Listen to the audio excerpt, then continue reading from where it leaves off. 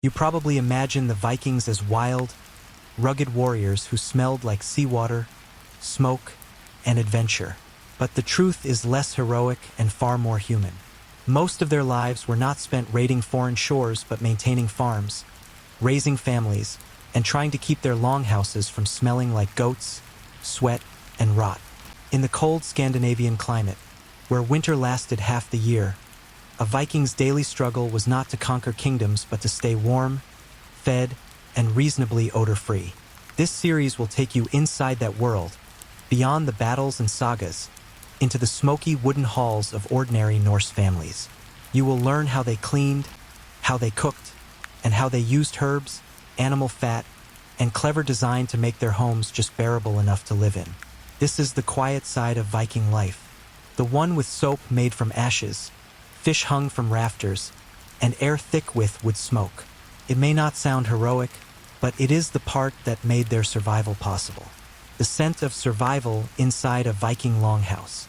It is the middle of winter in a Viking village on the coast of Norway. Outside, the wind cuts through the fjord like a blade, carrying the smell of salt and pine. Inside, a family of 6 huddles near the central hearth, where a steady fire burns day and night. The smoke rises into the dark rafters, trapped beneath a thatched roof thick with soot. There are no chimneys here. The only escape for the smoke is through a small hole in the roof, which also lets in drafts of icy air. The air inside is dense and layered, part warmth, part smoke, part life. You might expect it to smell unbearable. Yet, for the Vikings, this scent was home. It was a mix of peat smoke, roasted meat, wet wool, and human breath. Every object absorbed it. The walls, made from timber logs and mud, held the aroma of decades of fire.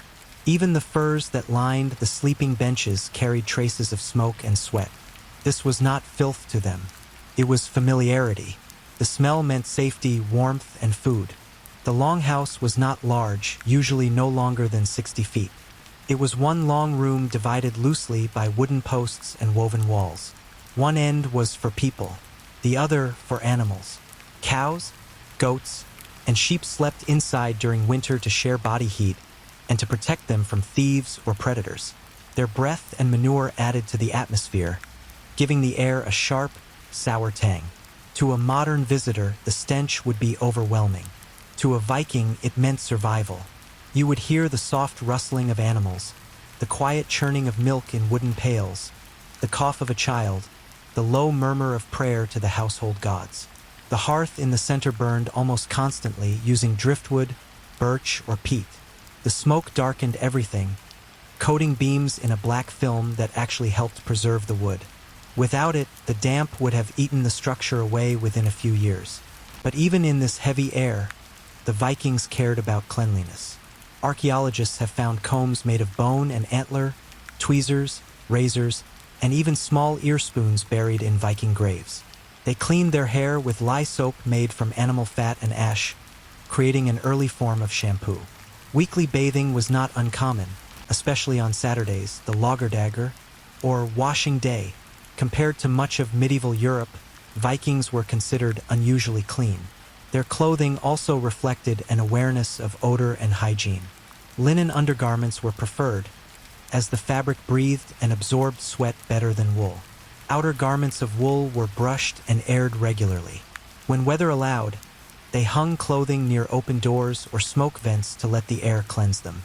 And for personal scent, they used herbs, wild thyme, juniper, and angelica. Sometimes, these were rubbed directly on the body or burned to release a fresher aroma inside the house. The women, who managed the household, developed routines to keep their homes livable. Every morning, ashes from the fire were swept away and used to scrub wooden surfaces. Animal waste was gathered and carried outside to compost or dry as fuel.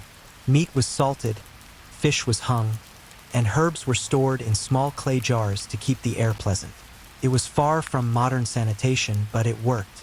The Viking home was not sterile, but it was organized and purposeful.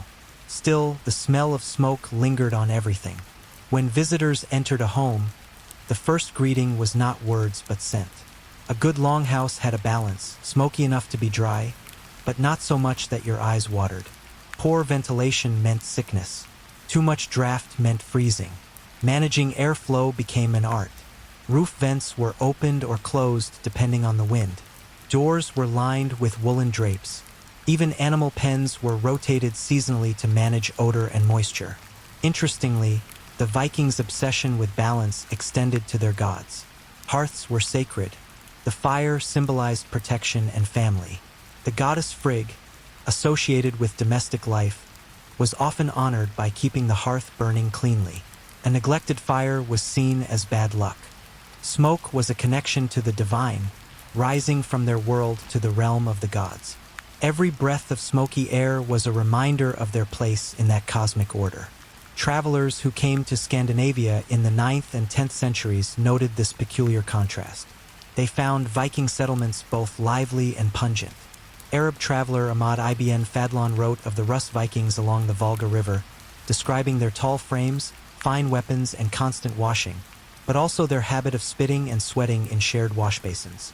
To him, they were both clean and unrefined. He found their rituals strange but consistent. They cared deeply about grooming, even when their surroundings were rough. To you, sitting inside that longhouse, it would be an assault on the senses. The air would sting your eyes. The floor would feel uneven, packed with straw and dirt. The heat would pulse from the hearth, drying one side of your body while the other remained cold. Yet over time, your nose would adapt. You would begin to recognize each scent as a story. The smoke from peat meant the fire was healthy. The smell of dried fish meant dinner was safe for another week. The faint sweetness of juniper meant someone had taken the time to freshen the air. And in that mix of odors and effort lay the quiet genius of the Vikings. They lived in one of the harshest environments in Europe, where decay was constant and warmth scarce. They turned their homes into microclimates of survival. Every smell told them something about the balance of life inside the hall. To outsiders, it was unpleasant. To them, it was order. Yet this balance was fragile. The line between a home that smelled of hearth and one that stank of sickness was thin. Too much moisture and mold would creep into walls. Too much manure inside and disease would spread. Women kept close watch over this invisible frontier. The longhouse was not just a structure, but a living ecosystem. Every breath mattered.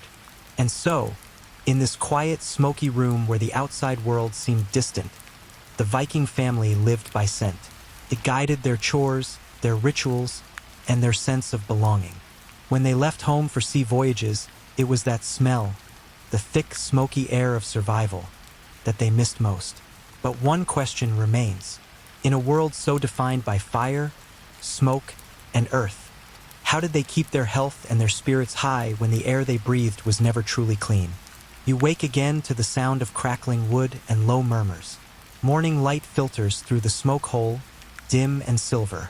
The longhouse has survived another night of frost. Everyone moves slowly at dawn, wrapped in wool, shaking off sleep and cold. Outside, the world is white and still, but inside, life begins with fire, chores, and cleaning. The air, heavy with the scent of yesterday's smoke, now fills with the faint sweetness of fresh bread and animal hay. Cleanliness in Viking society was not a luxury. It was a system of survival built on habit and belief. Archaeological sites from Hedeby and Birka show an abundance of personal grooming tools, suggesting that hygiene was part of daily identity. Each comb, carved from antler or whalebone, carried patterns that revealed ownership. Men and women alike used them, cleaning their hair of lice and soot. To the Vikings, grooming was as practical as sharpening a sword. A clean body meant strength and health, both physical and spiritual. Saturday, or Laugardagr, literally meant washing day. On this day, families took time to bathe in wooden tubs or by streams if weather allowed. The water was often heated using hot stones, and soap, made from animal fat mixed with ash, was applied generously. The alkaline soap, though harsh, worked effectively to remove oils and odor. This ritual went beyond physical cleaning. It was a statement of discipline, an act of respect to both self and gods. Visitors from other cultures took note. The English chronicler John of Wallingford, writing in the 13th century, remarked that Viking men combed their hair every day, bathed every Saturday, and often changed their clothes. This routine, he said, made them more appealing than local men, even to English women. Cleanliness, in other words, became part of their reputation. It is ironic that the same people feared for their raids were also admired for smelling decent. Inside the longhouse, women carried much of this responsibility. They managed the invisible lines between clean and unclean, warm and cold, fresh and spoiled. In the smoky interior, air did not move freely. To keep the balance, ashes from the hearth were swept carefully every morning and stored in wooden bins. Ash served as a disinfectant and cleaning powder. Mixed with water, it could scrub pots or floors. When sprinkled over waste, it absorbed odor and slowed decay. The science behind it was unknown to them, but the results were clear. Even their waste management was practical. Animal dung was gathered, dried, and stacked for use as fuel during hard winters. This recycling of waste turned a potential source of disease into warmth. The smell of burning dung mixed with peat was sharp but familiar. It clung to walls, clothes, and hair, yet within the context of survival, it was a comforting scent. The air inside a Viking home was not clean in the modern sense, but it was controlled, and that control meant life. You might imagine the women kneeling near the doorway, grinding herbs in stone mortars. Juniper berries, sweet gale, and yarrow were common choices. These herbs served dual purposes. They masked smells and repelled insects. Some were burned in small clay bowls, creating an aromatic smoke that mingled with the larger hearth fire. Archaeological digs at Jorvik, the Viking settlement in England, have uncovered traces of these plants in household waste pits, suggesting regular use. But cleanliness extended beyond physical hygiene. The Vikings also saw purity as a spiritual concept. Before meals or ceremonies, hands were washed in communal bowls. Before sacrifices or prayers, faces and hair were cleaned. The act of bathing could be both practical and symbolic. Water connected them to the natural world, to rivers, and to the sea, the same elements that defined their voyages. To cleanse oneself was to restore harmony between body and spirit. Their burial customs reflected this belief. Bodies were washed and dressed carefully before being placed in graves or ships. Sometimes, aromatic herbs were laid with the dead to ward off decay and please the gods. The same sense that kept longhouses bearable in life also marked the passage into death. In this way, fragrance, no matter how simple, became a bridge between worlds. One overlooked element in this daily life is how the Vikings understood airflow. They had no written manuals on ventilation, yet their homes were engineered to balance smoke and warmth. Roof holes, wall gaps, and doorways were adjusted according to season. In warmer months, doors were left open for hours. In winter, even small shifts in wind direction were watched. The smoke that stained their lungs also preserved their structures. Modern researchers have found that the tar and soot layers in longhouse roofs prevented mold and insect damage, effectively extending the lifespan of the building. Yet, the trade-off was health. Prolonged exposure to smoke caused eye irritation and chronic coughs. Children, often near the hearth, inhaled the heaviest air. Respiratory illness was common, though rarely documented. Survival came with a cost. The Vikings did not have modern understanding of lungs or bacteria, but they recognized patterns. Homes with poor smoke flow led to more sickness. Thus, families experimented with vent placement, thatch thickness, and fire type. A few learned to use green branches to test air movement, holding them up to see where smoke gathered or drifted. It was a quiet form of early environmental science. The Viking idea of acceptable air differed from ours. To them, total freshness meant coldness, and cold meant danger. The ideal air was warm, smoky, and alive with scent. It was the smell of control. They had mastered their environment enough to stay warm, eat well, and keep infection away most of the time. In the long silence of winter, when the sun disappeared for months, these routines were what held life together. Even social gatherings revolved around this atmosphere. Feasts were held inside the same smoky rooms. The smell of roasted lamb, fermented fish, and spilled ale blended with the constant background of peat smoke. To an outsider, it would seem unbearable, but to the Vikings, it was the smell of celebration. Aromas carried emotion and memory. When warriors returned from raids, the scent of their home, the mixture of wood, smoke, and animals, was a form of comfort. It reminded them who they were before the sea took them. Interestingly, their poetry reflects this awareness. In several sagas, smells are described not as pleasant or foul but as living. The scent of firewood, the air before a storm, the stench of a battlefield, each carried meaning. One Old Norse proverb said, "Better the smell of the hearth than the taste of hunger." It summarized their entire philosophy. Comfort was not about perfection but endurance. Now imagine standing near the door of that longhouse. The air is dense but familiar. You smell the mixture of birch smoke, juniper, sweat, and wool. A woman passes carrying a bucket of ash. A child sneezes near the fire. The man of the house sharpens his knife. The sound steady and rhythmic. You notice that even the animals are calm, their warmth radiating gently through the floor straw. Every smell here tells a story of adjustment, of compromise, of survival. It is neither pleasant nor unbearable. It simply is, a living record of how humans learned to coexist with their environment long before the idea of comfort existed. But as life improved and trade expanded, new materials and habits began to enter the Viking world. Foreign traders brought perfumes, oils, and spices. By the 10th century, Viking ships carried more than warriors and weapons. They carried smells. Each voyage to the east, to the markets of Novgorod and Baghdad, brought back a new aroma. Frankincense, myrrh, amber oil, cinnamon, beeswax, tar, and pitch, all foreign, all fascinating. To a society that defined itself by earth and smoke, these scents were both luxury and confusion. They belonged to a world of softness, trade, and quiet wealth, not the cold discipline of a northern farm. Still, they intrigued the Norse. Traders began bringing back small pouches of spices and oils as prized goods. Women learned to mix herbs with melted animal fat to create salves. Men rubbed oil into their hair and beards to keep them neat and shining. The foreign scents mingled with the native air of peat and fish, creating a strange hybrid that marked the changing Viking age. Vikings were never just raiders. They were merchants. Their networks stretched across Europe and into Asia.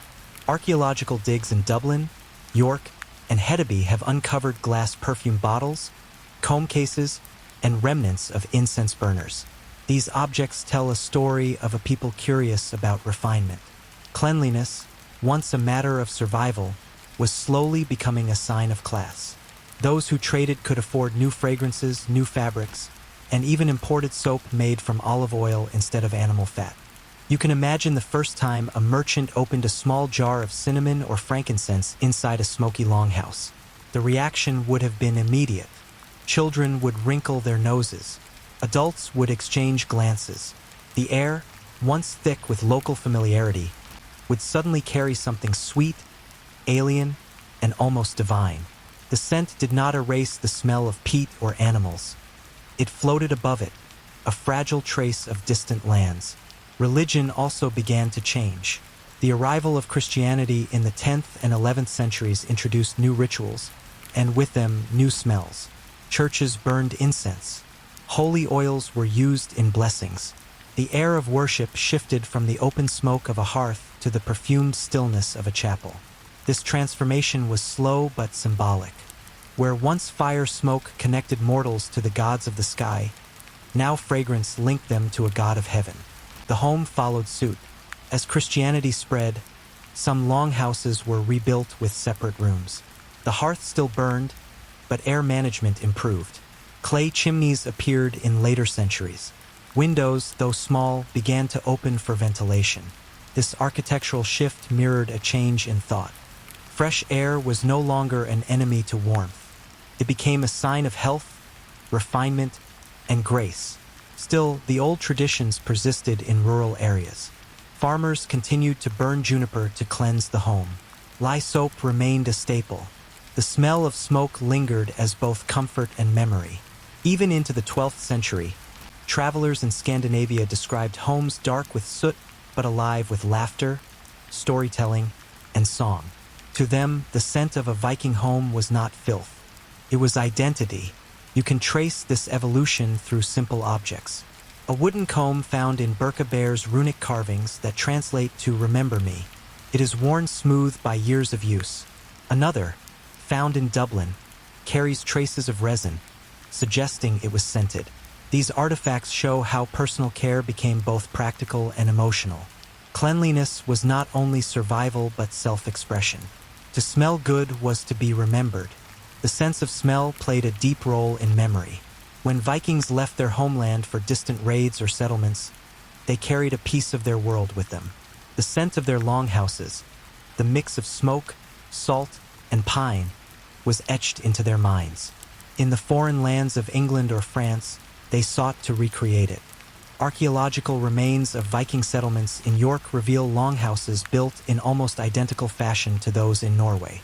Even thousands of miles away, they clung to the scent of home. But as generations passed, that scent changed.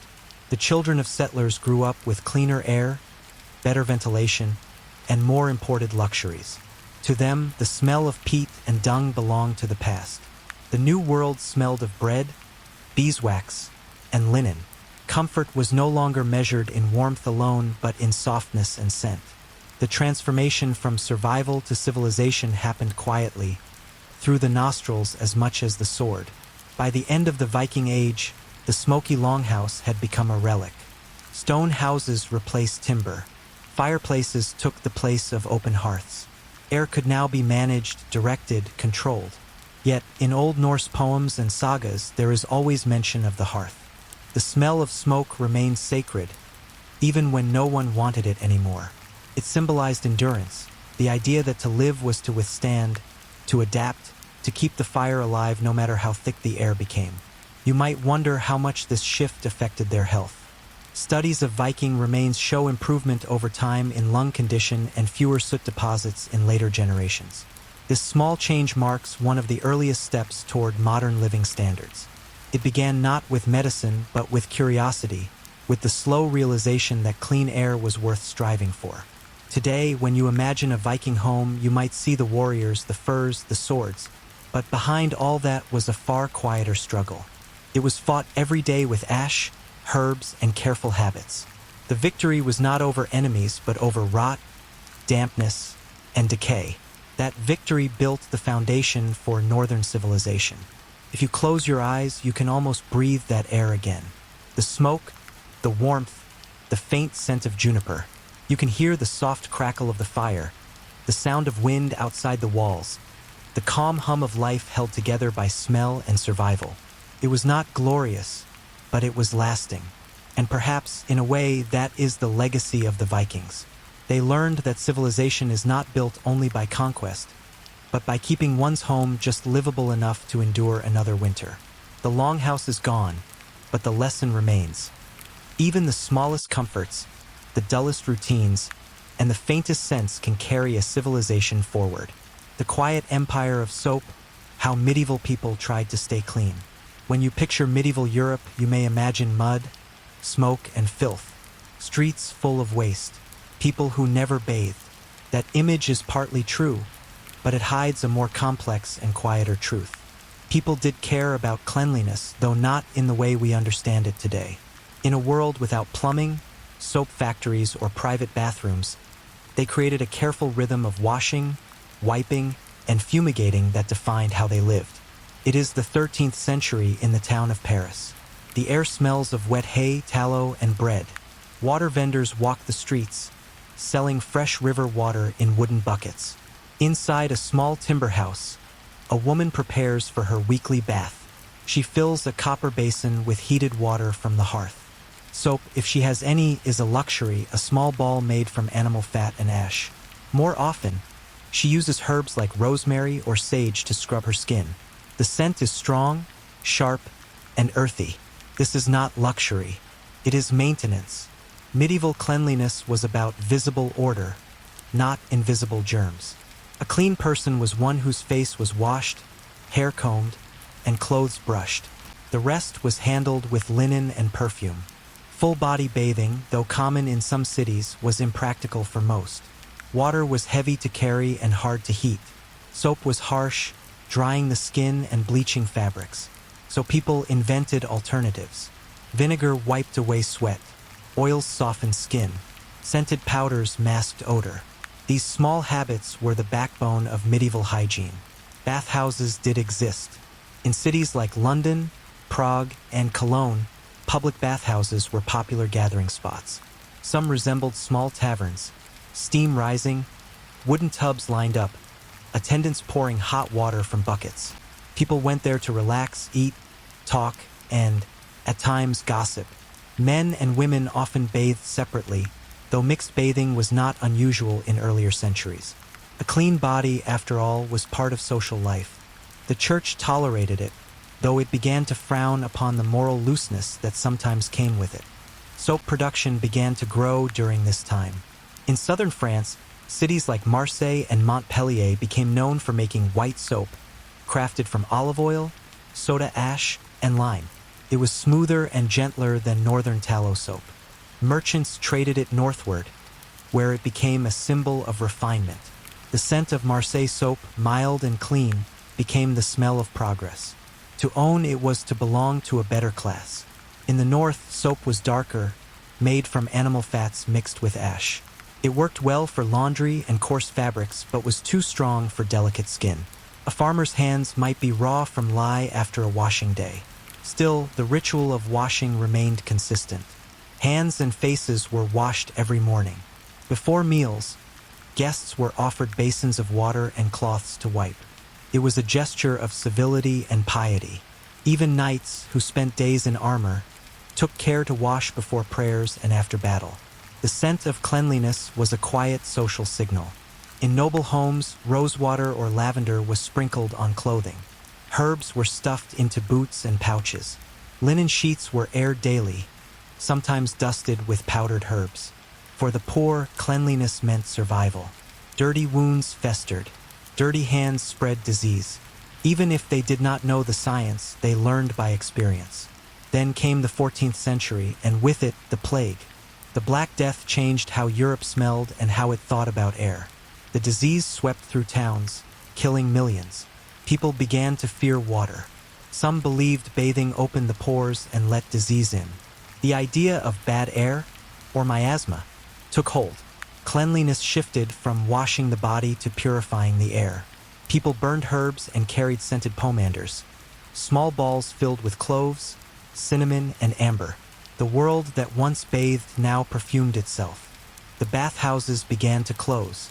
Fear replaced relaxation. Steam, once a sign of luxury, became a sign of danger. The water was no longer trusted. Doctors recommended dry cleaning methods: brushing, rubbing with cloth, and applying oils.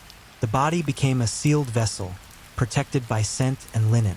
Still, the desire to feel clean never disappeared. Even in plague years, people wiped their faces with vinegar cloths, washed their hands in wine, and changed their linen more often. The act of cleaning shifted meaning from physical to symbolic. To wash was to cleanse not just dirt, but faith. Daily life continued in this rhythm. You can picture it. A woman in Florence scrubbing her wooden floor with vinegar and sage water. A baker in Cologne washing his hands in a bucket before shaping dough. A monk in York brushing his robe with a stiff bristle brush while chanting prayers. These acts, repeated across centuries, kept medieval life bearable. Inside monasteries, hygiene reached its most disciplined form. Monks followed detailed rules about washing. They had separate rooms for bathing and laundry. Some monasteries even had indoor plumbing, stone troughs, and water channels leading from nearby springs. Cleanliness was a form of devotion. Dirt represented sin. Washing was renewal. Soap-making also became a craft. Guilds formed, setting rules for ingredients and quality. In 1370, Paris established the first recorded soap makers' guild. Each bar of soap, cut by hand and stamped with a mark, carried local pride. The scent of soap, mild, fatty, clean, became the background of cities. Yet, despite these advances, the average home still smelled of humanity. Sweat, smoke, and food. The air inside was heavy with life. Windows were small, Fires burned constantly. Every scent told a story of survival. Even as people bathed less, they never stopped trying to smell better. By the end of the Middle Ages, the contradiction was complete. People feared water but longed for cleanliness. They distrusted air but worshipped fragrance. The art of smelling good became a science of staying alive. Still, one question lingered. If water could kill, how did anyone ever dare to bathe again? The century turned. The air in Europe still carried the faint shadow of plague. The baths were silent. Once busy bathhouses stood empty, their wooden tubs cracked and cold. But the human desire for cleanliness never vanished. It transformed. What had been washing with water became washing with air, scent, and cloth. Imagine the streets of Paris or Venice in the 15th century.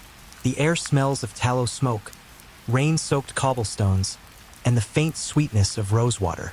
Women in long gowns dab perfume behind their ears, not to attract but to protect. Men carry pomanders, small silver spheres filled with herbs and spices. They press them to their noses when passing through crowded alleys. The belief is simple: good smells keep out bad air. This idea, though wrong in science, shaped a new culture of cleanliness. People replaced baths with rituals of scent. Perfumed gloves, scented handkerchiefs, and linen infused with herbs became status symbols.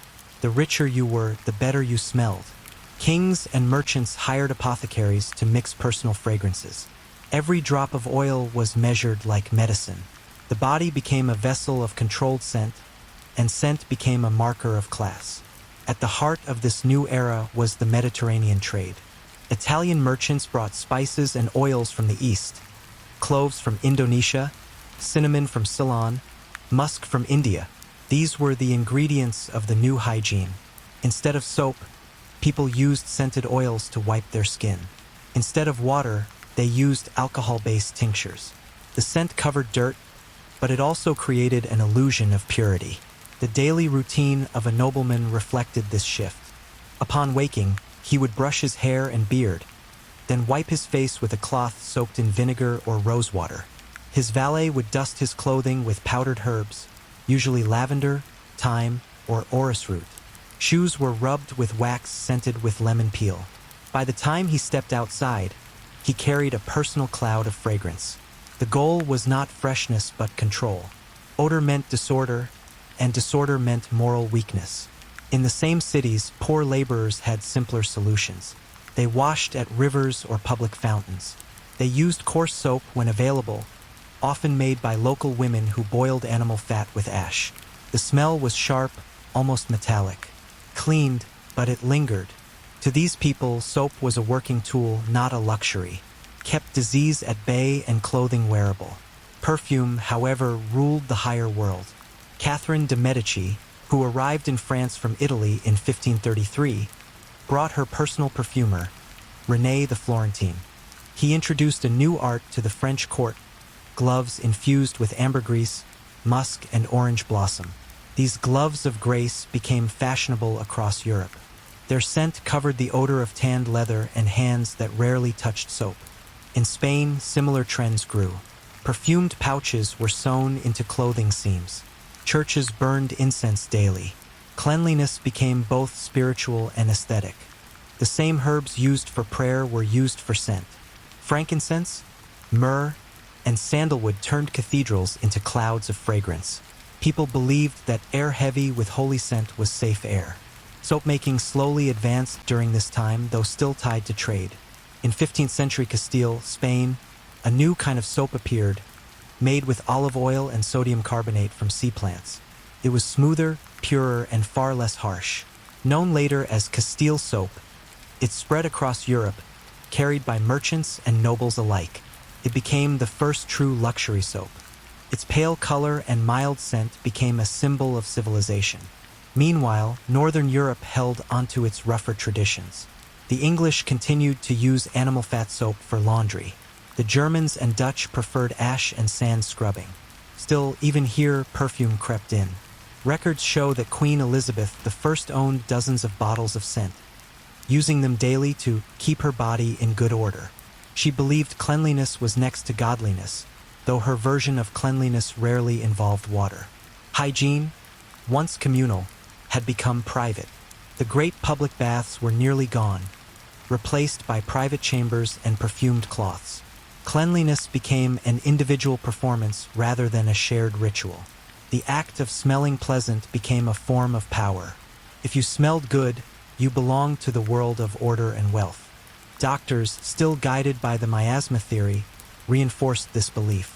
They warned that foul odors caused disease. They prescribed sweet-smelling smoke as a cure. In plague times, cities burned juniper and pine to cleanse the air. Wealthy families sealed their homes, filling them with herbs and flowers. The result was paradoxical. Air became heavier, not cleaner, but it gave people comfort. They believed they were protecting themselves. The use of scent reached its height in Renaissance Italy and France. Venice, Florence, and Paris became centers of perfume craft. Apothecaries blended oils, distilled flowers, and stored them in glass vials. Recipes were guarded secrets. Many perfumes mixed spiritual and practical intent. Cures for plague, charms for love, or protection against corrupt air. The line between medicine and fragrance disappeared. Clothing itself became a tool of hygiene. Heavy linen undergarments absorbed sweat. These layers were changed often, even when the body was not washed. Linen was seen as the skin's cleanser. The rubbing of fabric against the body was thought to remove impurities. In noble circles, servants changed their masters' linens daily. The rustle of clean linen became a sound of wealth, like coins or bells. By the 16th century, Europe smelled more complex than ever before. The rich carried the air of roses, musk, and amber. The poor carried the air of tallow, smoke, and earth. Between them stood the quiet workers of cleanliness, the soap makers, the linen washers, the perfumers, each one part of an invisible empire that defined the rhythm of daily life. Still, even as perfume replaced soap, something lingered beneath the surface. People missed the feeling of water. Letters and diaries from the time mention the comfort of warm baths, even when rare. In private gardens and countryside estates, hidden baths began to return.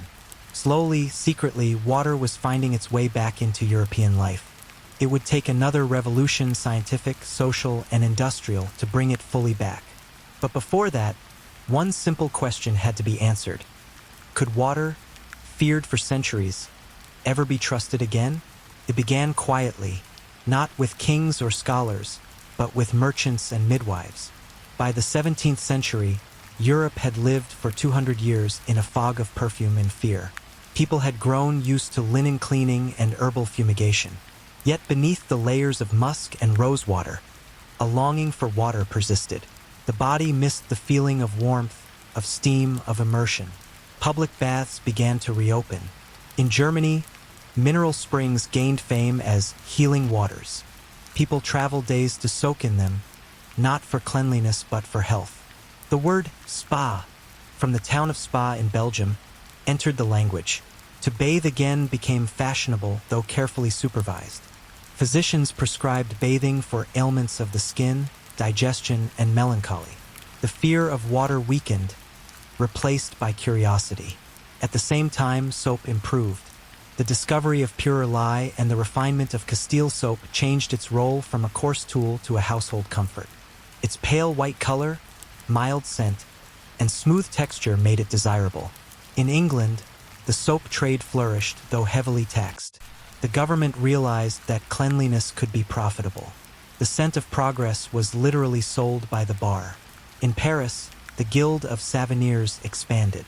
Artisans experimented with new ingredients: almond oil, honey, and floral essences. The result was elegant.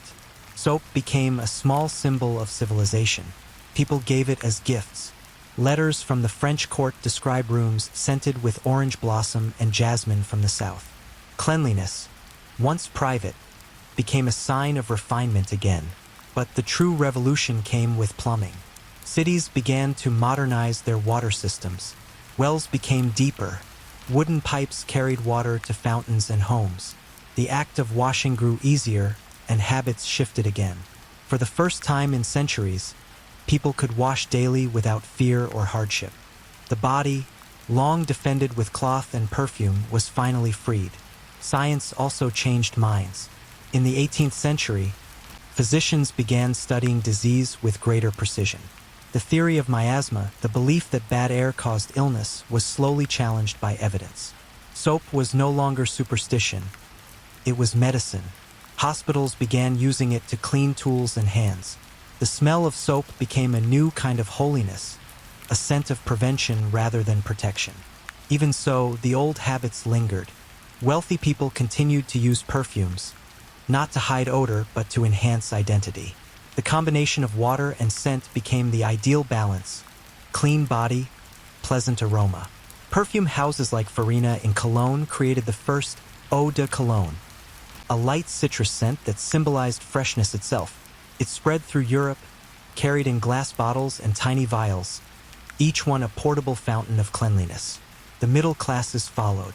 Laundry became a weekly ritual. Soap makers expanded their markets.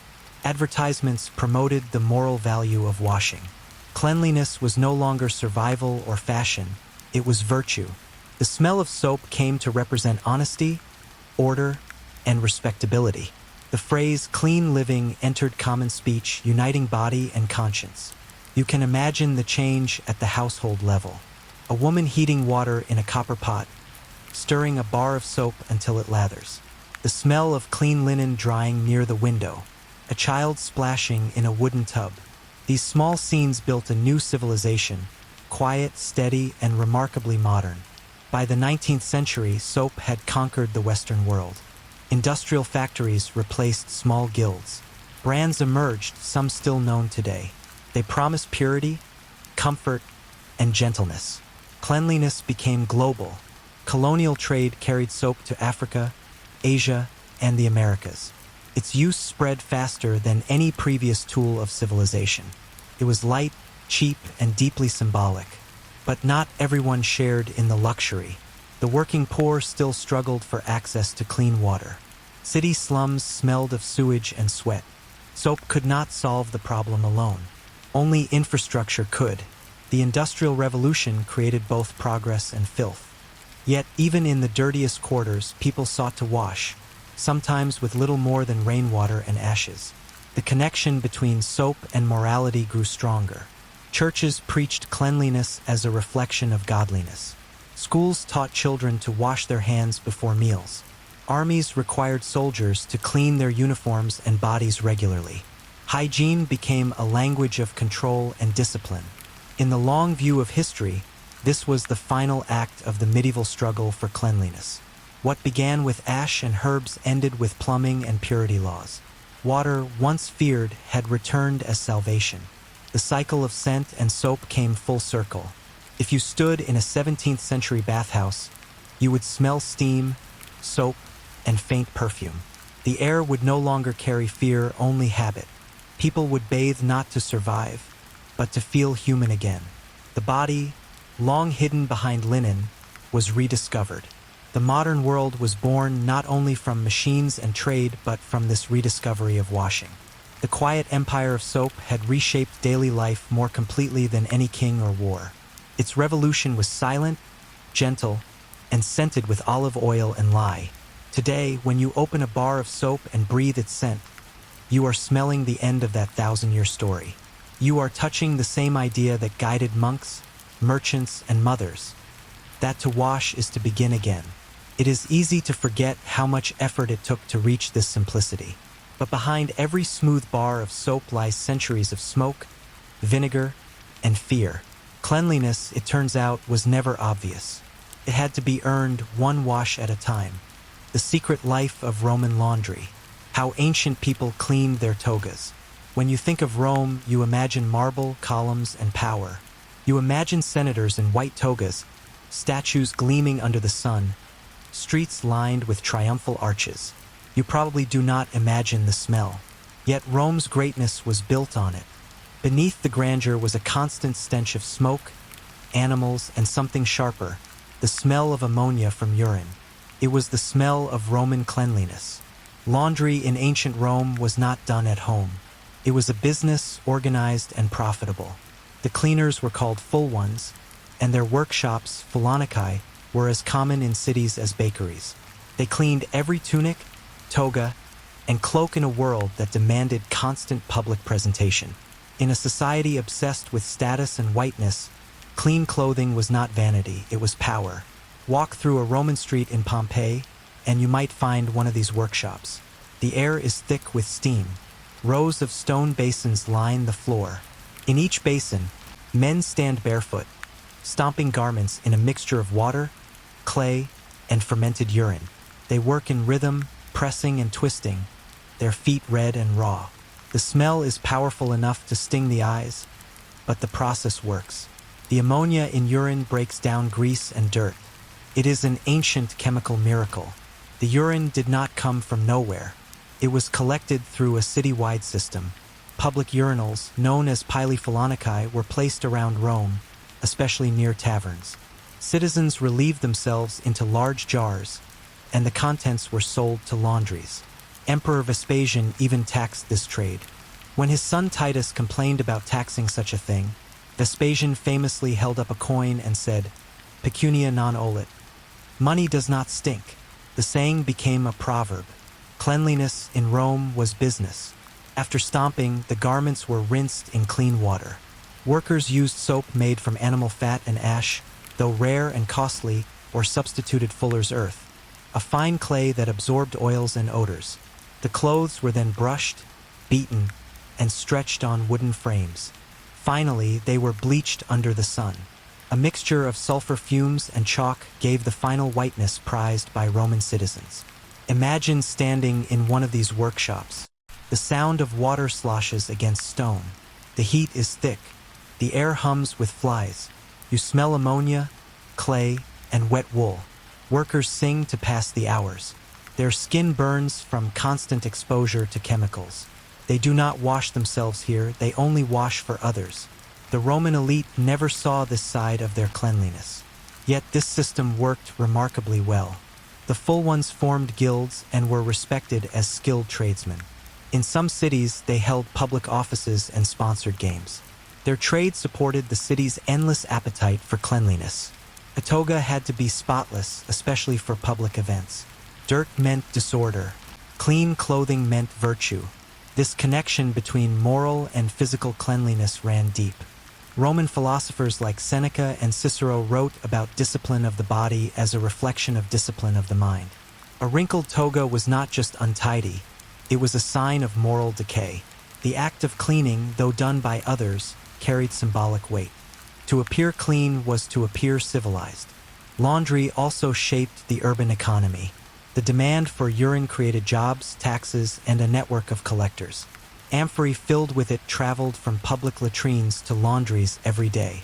The city smelled of wealth disguised as waste. Even in the poorest quarters, people found opportunity in what others threw away. Rome turned its waste into cleanliness. But the process was not gentle. The combination of urine and clay wore down fabric. A toga might survive only a few cleanings before thinning at the edges. This fragility kept the system alive. The more the fabric wore out, the more the tailors, weavers, and cleaners worked. The Empire of Rome was also an empire of repair. Cleanliness reached beyond the laundry. Bathing, another Roman obsession, intertwined with laundry culture.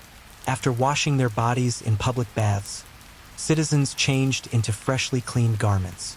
The smell of wet wool mixed with perfumed oils, forming the distinct scent of Roman society, clean, but never fresh. Soap was scarce. Perfume was the mask. Olive oil was the tool. The Phalonicae were also centers of gossip. People dropped off garments and exchanged news. Slaves delivered laundry for their masters and listened for information. In a way, these workshops became small networks of intelligence. Each basin filled not just with water, but with stories. The rhythm of stomping feet was the heartbeat of the city. At night, when the streets quieted, the smell lingered. The day's waste ran down stone gutters toward the Tiber. The same river that supplied water for the baths also carried away what made Rome clean. The city lived in a cycle: wash, rinse, foul, repeat. Modern archaeology confirms this story. Excavations in Pompeii and Ostia have uncovered intact Phalonicae. complete with basins, jars, and plaster frescoes. Some frescoes show laundry workers surrounded by togas, proudly displaying their trade. One famous image shows a clean toga being presented to the god Mercury, symbolizing good fortune through honest work. Standing before such a fresco today, you might feel the irony. The art is beautiful, but the smell it once accompanied would have been unbearable. Still, the Romans endured it without complaint. To them, cleanliness was worth the scent. In their pursuit of whiteness, they built an entire economy of odor. It was practical, logical, and deeply human. They understood that beauty often comes from discomfort, that purity demands labor, that even the most refined marble city rests on the smell of something very ordinary. And yet, one question lingers like the scent itself. When did the Romans, proud of their togas and baths, begin to confuse the look of cleanliness with the reality of it? The Roman world ran on reputation. Every gesture, garment, and scent carried meaning. You were known by the whiteness of your toga, the neatness of your tunic, the sheen of your sandals. Cleanliness was not a matter of hygiene alone, it was social currency. And in that economy, the full ones, the laundry workers, became gatekeepers of status. You can picture a morning in the Subura district of Rome, where noise fills every alley. Vendors shout, carts rattle on stones. The scent of baking bread mixes with smoke. Somewhere between taverns and temples stands a Falonica, its doorway open, steam rising from within.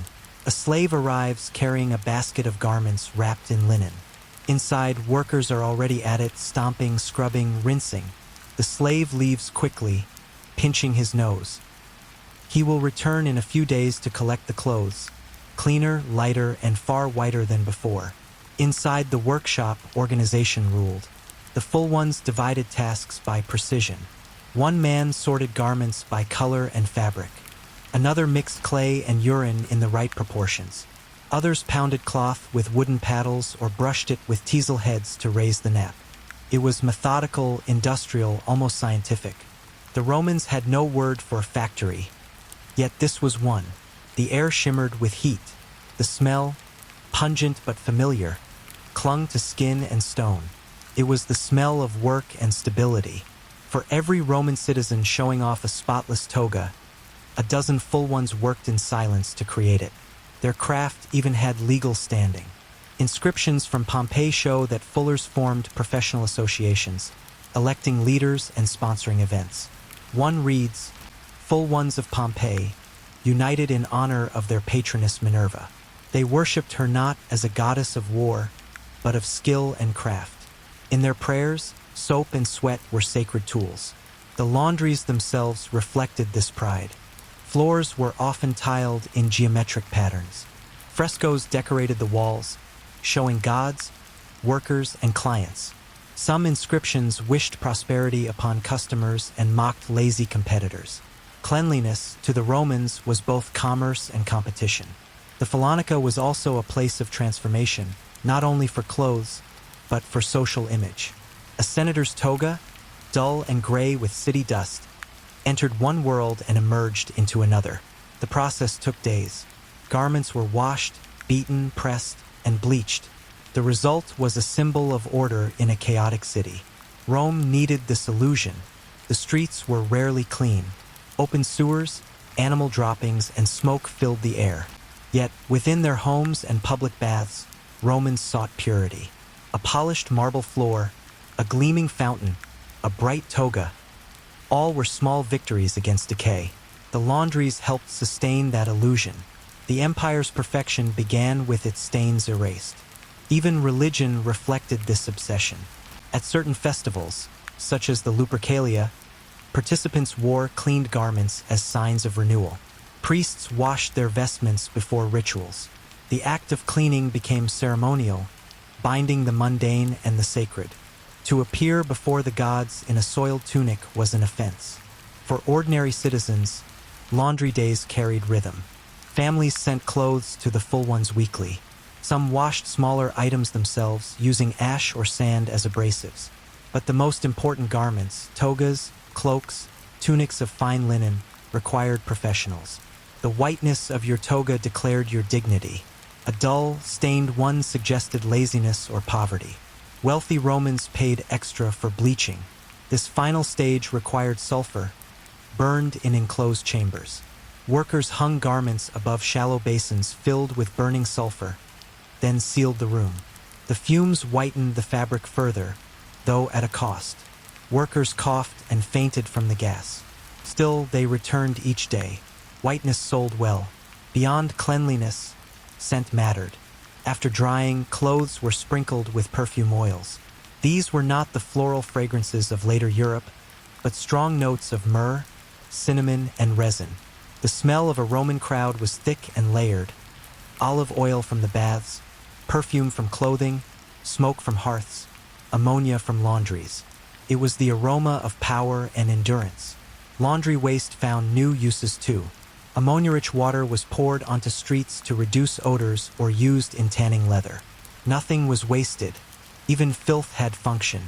Rome's genius lay not in eliminating dirt, but in reorganizing it. The city did not fear bad smells. It harnessed them. The Foulon's role went beyond soap and water.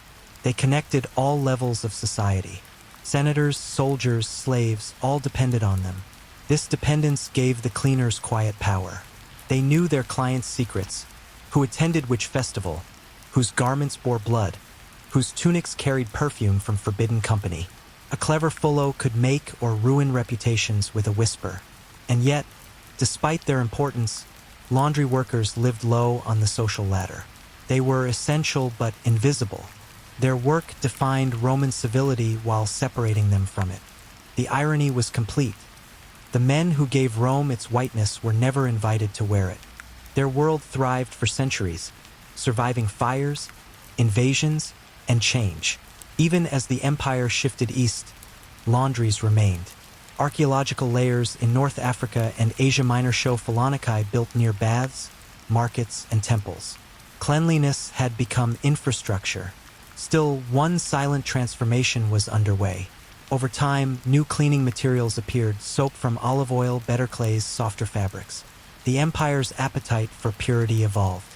The whiteness that once symbolized moral order became an aesthetic pursuit.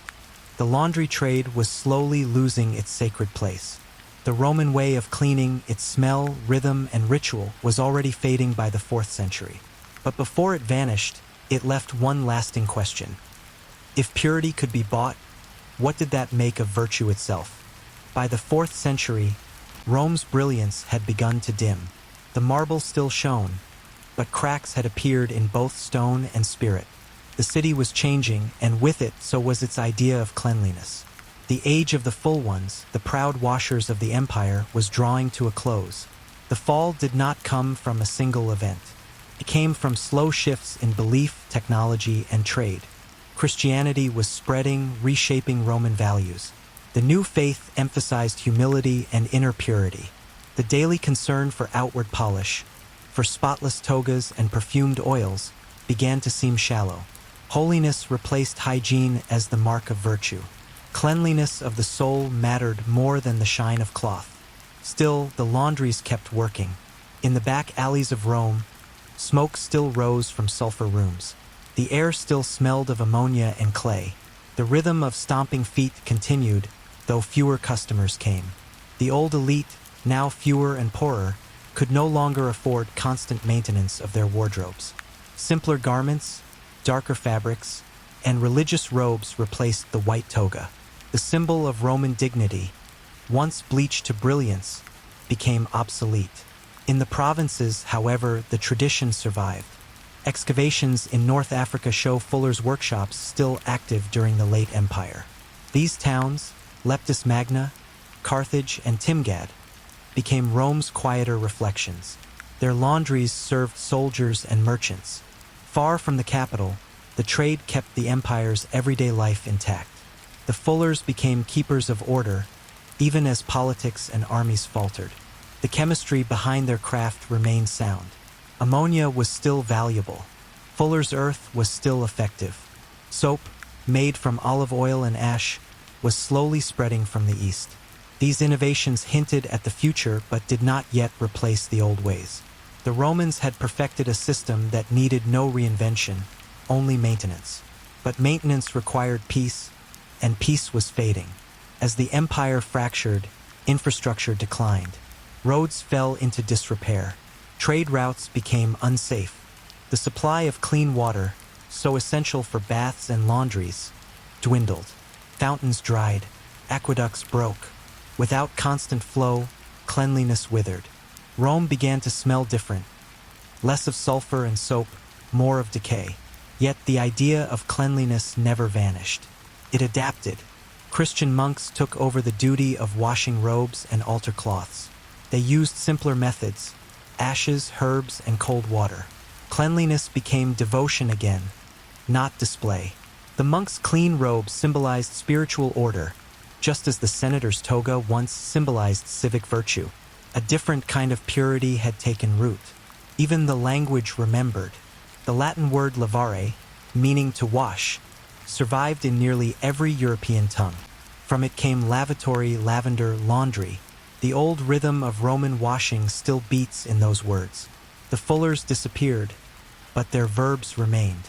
One can imagine the last Roman fullo standing in his workshop at dusk. The vats are half empty. The roof leaks. Outside, the city murmurs with a different faith, a different rhythm. His hands are cracked from years of soaking in lye and urine. His eyes sting from sulfur smoke. Around him hang the final garments of an age white, stiff, and luminous in the fading light. He breathes deeply, used to the sting, comforted by it.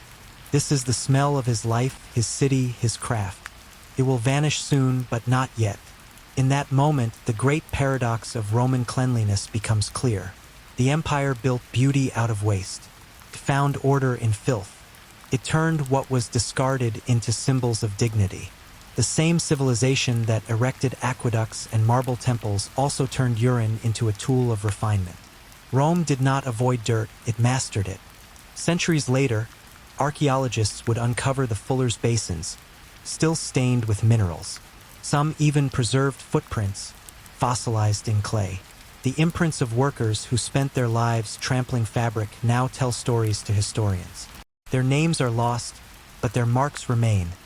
A literal trace of labor turned to stone. Modern scientists studying residues from those basins have confirmed what Roman workers already knew. Ammonia from urine broke down oils through alkaline reaction, similar to soap. Without chemistry or laboratories, they had discovered an efficient detergent system centuries ahead of its time. They worked not from theory but observation. The Roman sense of practicality was their real genius. As cities rose and fell across Europe, the art of laundry changed forms but never disappeared. Medieval fullers adopted similar techniques, though with less coordination. Soap eventually replaced urine. The smell of ammonia faded, replaced by the clean scent of lye. The empire of filth had quietly evolved into the industry of cleanliness.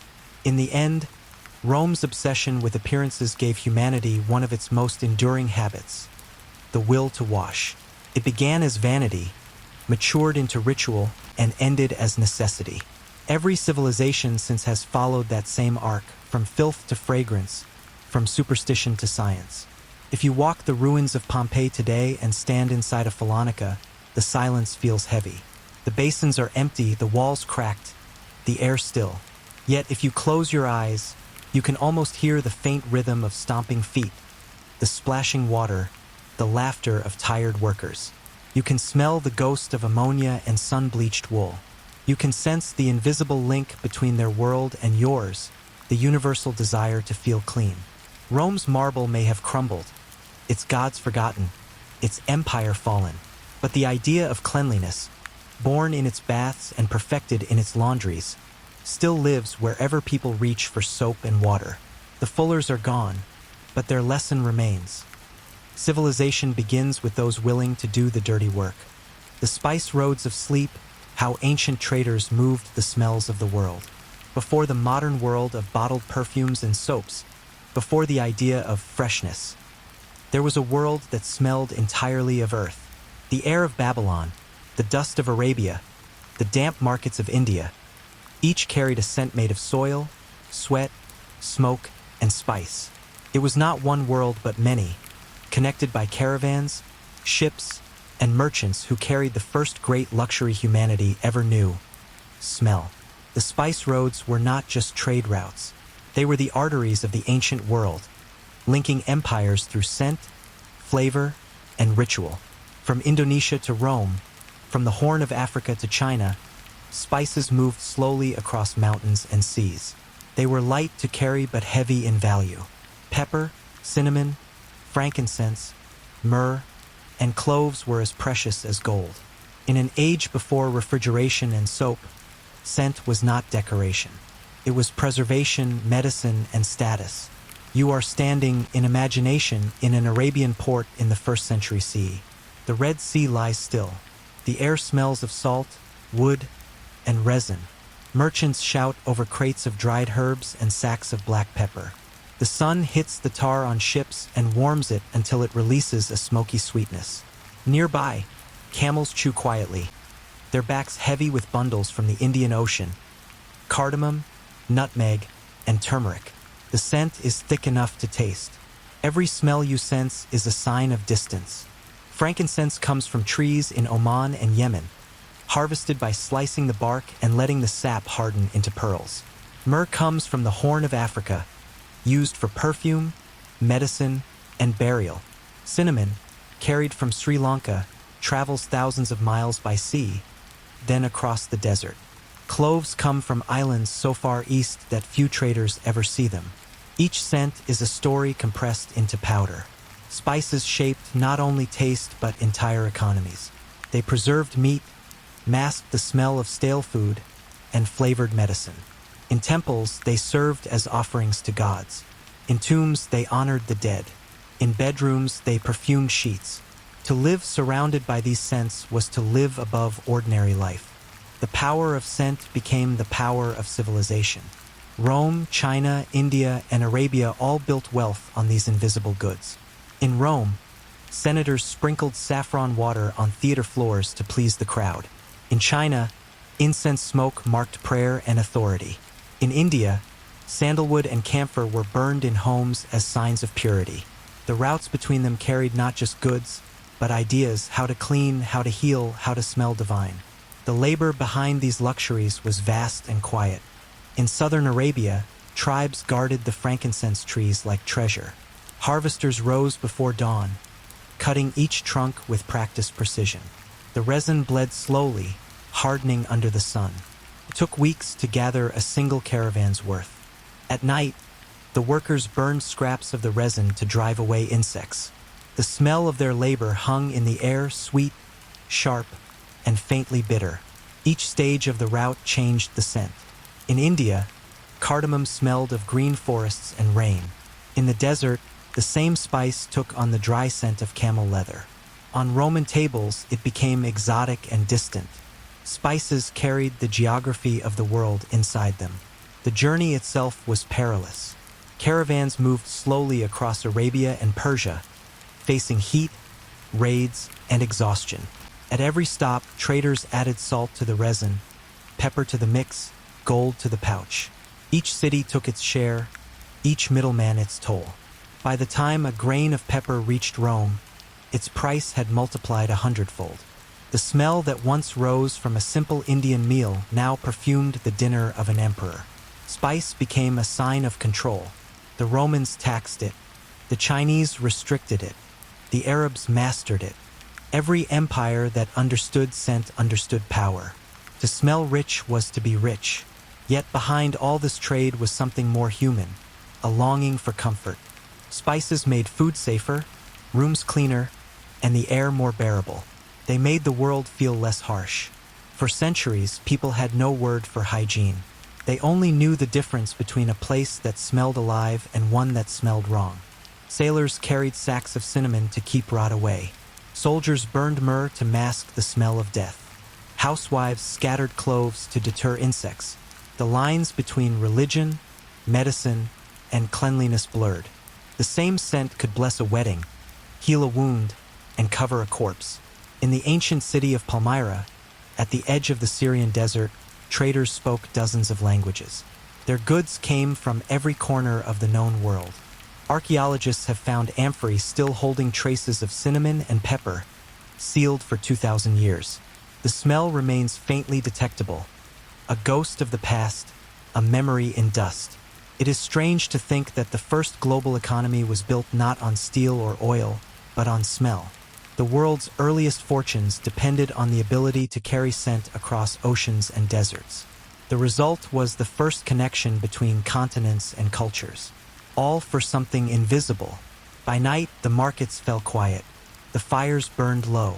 The scent of the day, spices, sweat, with smoke, settled over the camp. Traders slept beside their wares, guarding the world's first luxury goods. The stars turned above them. The air, though heavy, was comforting. The smell of spice meant safety, trade, and home. But with so many kingdoms profiting from scent, competition was inevitable. As empires grew and fell, one question would define the next age of trade. Who would control the smell of the world? The scent of the ancient world had become currency. By the 2nd century CE, spices were no longer just luxury goods. They were tools of diplomacy, medicine, and empire. Whoever controlled the trade routes controlled how the world smelled. Imagine Alexandria at its height. Ships from India arrive, their hulls filled with pepper, ginger, and cardamom. Dockworkers unload the cargo while scribes record every measure. The air hums with languages: Greek, Arabic, Tamil, Aramaic. The smell of wet rope and pepper powder fills the port. Alexandria was the center of the world's fragrance. From here, the cargo would move north to Rome, east to Arabia, and west across the Mediterranean. The city smelled of spice, sea, and ambition. The Roman Empire's appetite was endless. Pepper was served with wine, meat, and even fruit. Emperors filled their storehouses with it. A pound of pepper could buy a slave. Pliny the Elder complained that Rome was sending its wealth to India for luxuries that neither feed nor clothe us. He was right. The Roman economy was bleeding silver in exchange for scent. But scent was not just luxury, it was survival. Spices masked the smell of decay in food and bodies. They preserved meat, cured illness, and kept insects away. In a world without refrigeration or antiseptics, pepper and cloves were defense. The Romans understood this even if they did not know why. Their physicians prescribed cinnamon for coughs, cardamom for digestion, and myrrh for infection. Every breath of spice was a breath of control over disease. In Arabia, traders understood the value of control better than anyone. They did not grow spices, they transported them. The caravans that crossed the deserts of Arabia were carefully guarded and planned. The Nabateans, whose capital was Petra, built entire cities around this trade. Their sandstone walls still show traces of incense smoke. Their wealth came from knowing which roads were safe, which wells were clean, and which ports were open. They were the middlemen of the world's scent. Further east, Indian ports like Maziris and Baragaza thrived. Archaeological finds there include Roman coins, amphorae, and fragments of Mediterranean glass. The trade was not one way. In return for spices, Rome sent gold, silver, and wine. Each exchange was a silent conversation between civilizations. Each sack of pepper or pinch of cinnamon carried the proof of global connection. China had its own route, the Silk Road, which carried not only fabric but scent. Musk, sandalwood, and camphor traveled westward. Buddhist monks carried incense as part of their rituals, spreading both religion and fragrance. The smell of burning sandalwood marked temples from India to Xi'an. In return, Chinese silk and ceramics flowed south and west, enriching every market they touched. By the 4th century, scent had become political. Control of the trade routes meant power. The rise of Islam in the 7th century brought a new order. Arab merchants unified the trade under one network stretching from Spain to Indonesia. They mastered navigation by stars and monsoon winds, turning the Indian Ocean into a steady highway of fragrance. In the ports of Aden and Basra, ships loaded with cinnamon and clove left each season with precision. The ocean smelled like spice and salt. These merchants introduced new methods of storage. Instead of open sacks, spices were sealed in ceramic jars and waxed cloths, protecting them from moisture. They learned how to dry pepper under shade, how to blend oils for longer preservation, how to hide scents from jealous rivals. Their trade became science. For the Islamic world, scent carried spiritual importance as well. The Prophet Muhammad was said to have loved perfume and cleanliness. Mosques burned incense, homes were fumigated with oud, and soap, refined with olive oil, became a household necessity. The idea that good smell represented purity spread through the empire. Cleanliness became faith. A merchant who smelled pleasant was seen as honest and blessed. This blending of trade, faith, and scent reshaped daily life from Spain to Persia. Streets filled with markets selling rosewater, musk, and camphor. Apothecaries sold blends that served as both perfume and medicine.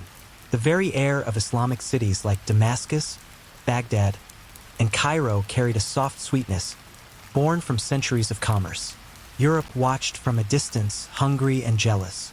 After the fall of Rome, the West had lost its direct connection to the spice roads.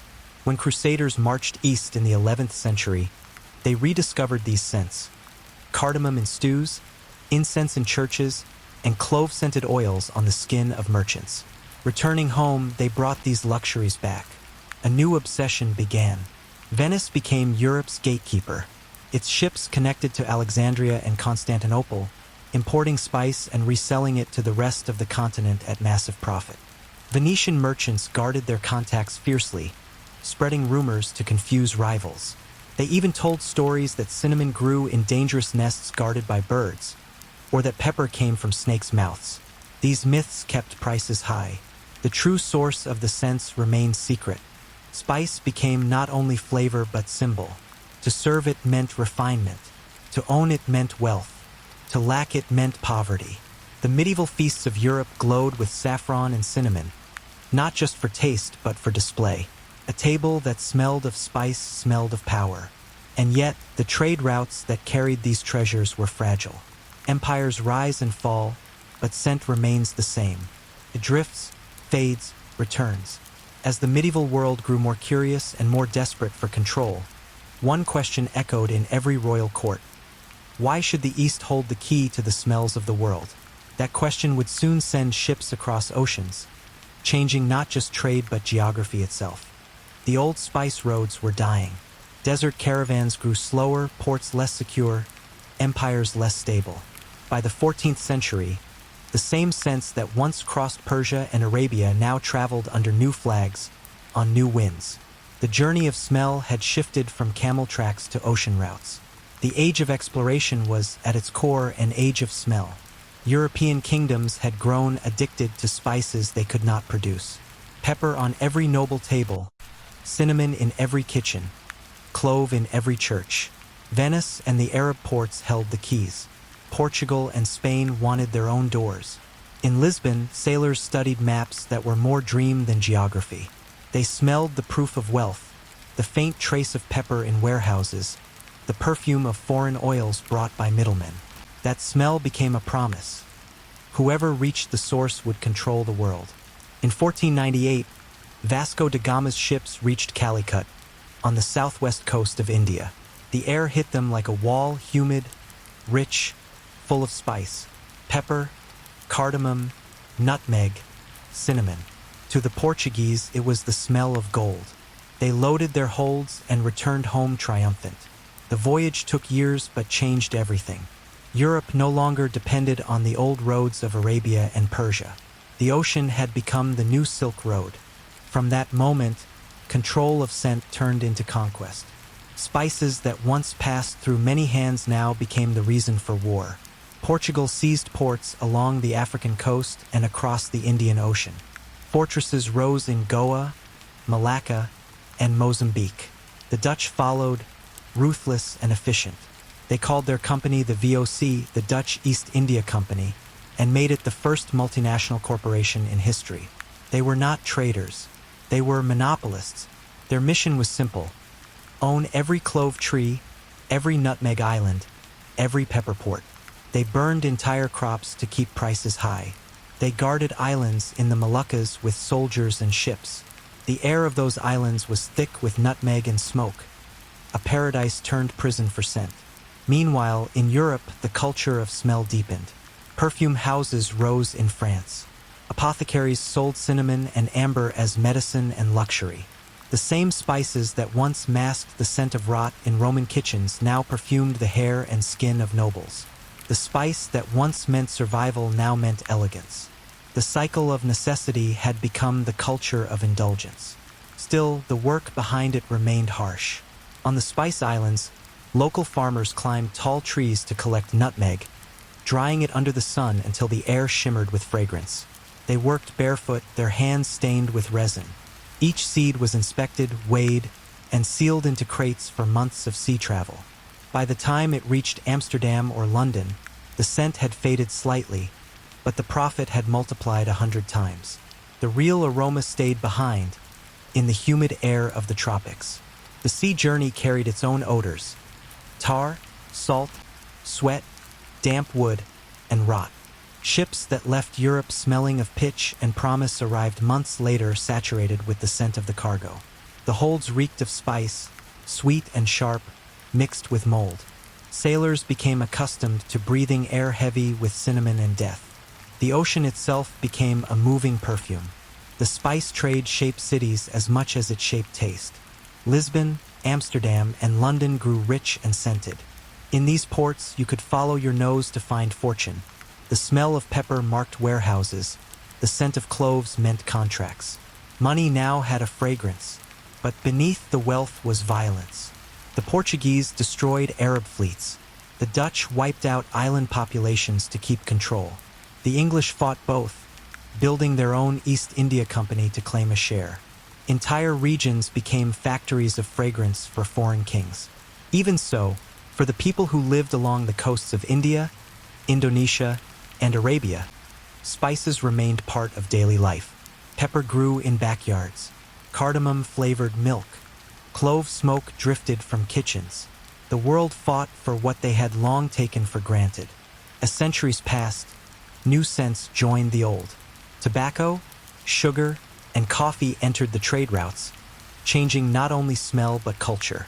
Coffee houses replaced spice markets as the centers of discussion. The air of London and Istanbul began to smell less of pepper and more of roasted beans. Each new scent marked a shift in history. By the 18th century, spices had lost their mystery. They were everywhere. Pepper sat on every table, nutmeg in every bakery. The smell of rarity had become the smell of home. What had once been worth blood and empire now rested in ordinary kitchens. Yet, something was lost in this abundance. The world had become smaller, its smells familiar. The air no longer carried surprise. Travelers who crossed oceans found the same spices waiting in every port. The journey of scent had ended where it began, in the air of daily life. The spice routes faded, but their legacy lingered. They had connected continents, created languages, built fortunes, and destroyed civilizations. They had taught humanity the value of the invisible, and they had left behind one lesson: scent rules memory.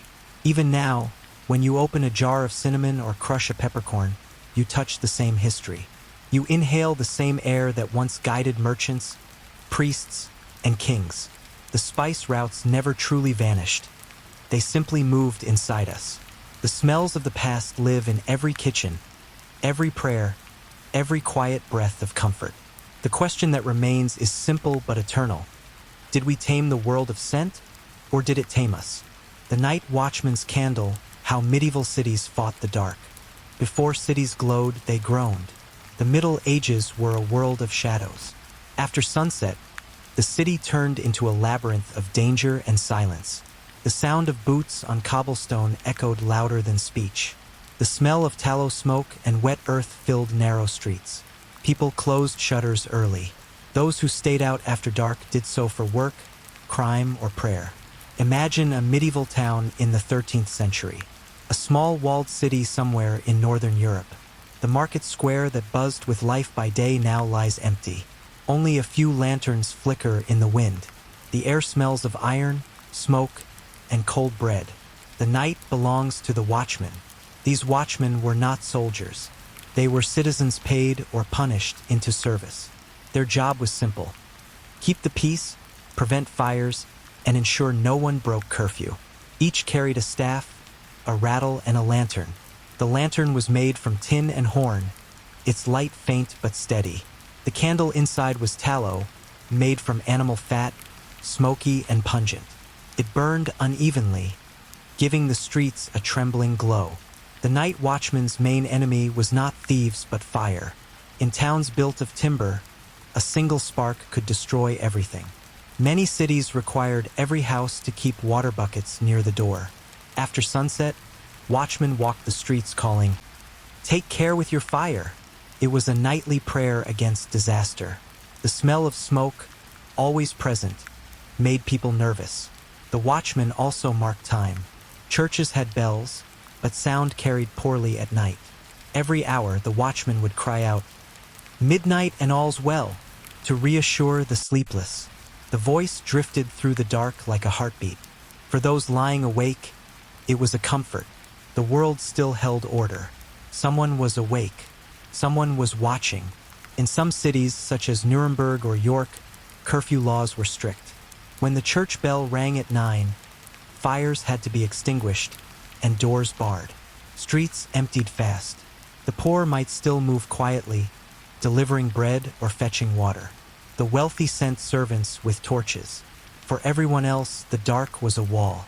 Lighting was expensive. Candles cost money. Oil was imported and scarce. Only taverns, churches, and the houses of the rich could afford steady light.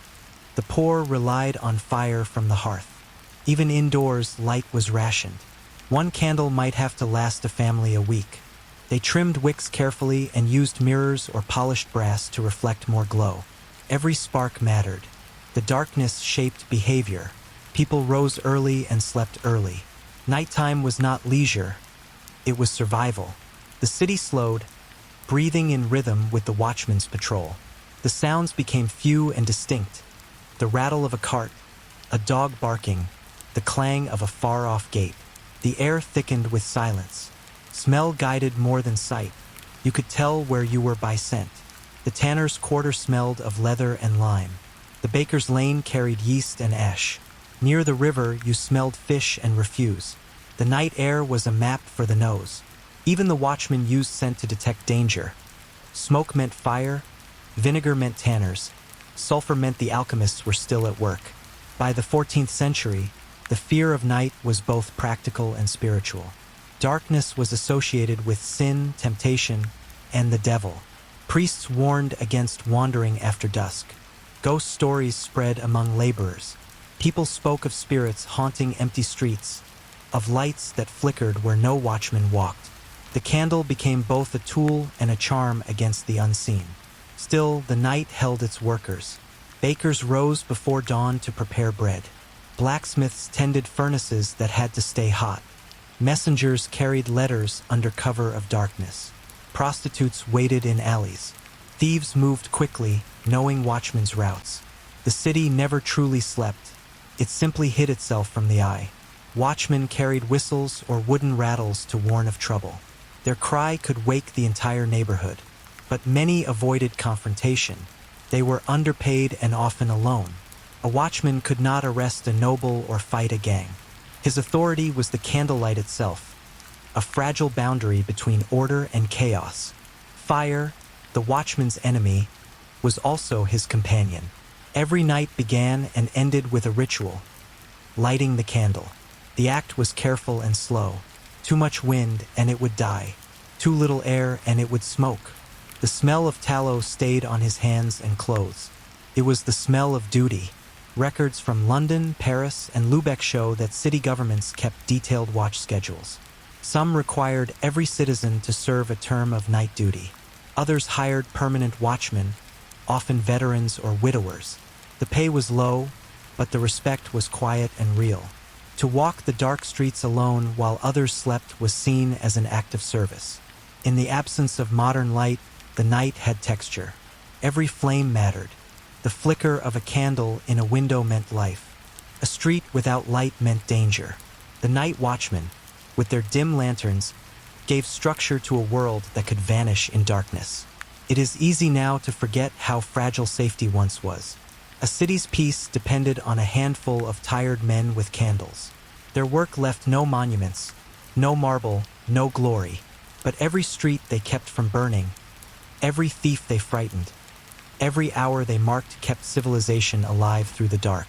And as you stand there in imagination, hearing his footsteps echo through an empty street, you can almost see the flame trembling behind the horn pane, smoke curling into the cold air.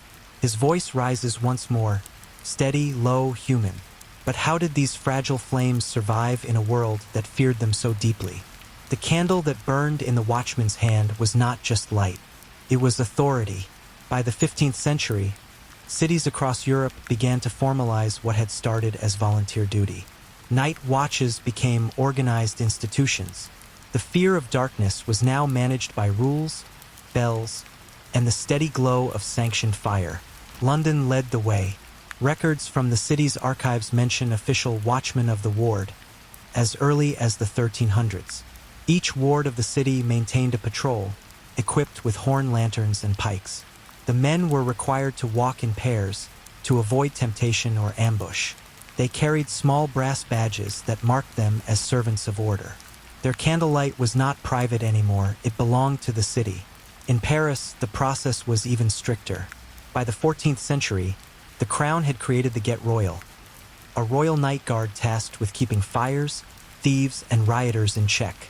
They patrolled in formation, their lamps flickering through narrow lanes. Citizens were forbidden from carrying torches without reason. Fire was both protection and threat. To light the dark was a privilege. Smell remained the watchman's silent guide. The tallow smoke told him his candle was healthy. The scent of burning wood meant danger. He could tell by nose which quarter of the city he was in. The baker's district always smelled faintly of yeast and char. The fishmonger's lane reeked of brine. The leatherworker's quarter was a storm of ammonia. His city existed as a map of scent, layered over silence. Still, the system was fragile. Watchmen were underpaid and often sleepy. Some bribed tavern owners to let them nap by the fire in exchange for silence. Others drank to stay awake. A few grew cruel, using their authority to harass travelers. The line between guardian and nuisance blurred. Municipal councils tried to discipline them, issuing codes of conduct. No watchman shall drink or sleep upon his watch, nor leave his lamp unlit. The punishment was dismissal or worse, public shame. Yet, despite flaws, the night watch worked. Fires decreased. Street violence fell. The cry of "all's well" became the nightly pulse of European towns. People slept easier knowing someone, somewhere, was awake with a candle in hand. As cities grew, so did their lights. Oil lamps began to replace tallow candles. The new lamps burned cleaner, though they were costly.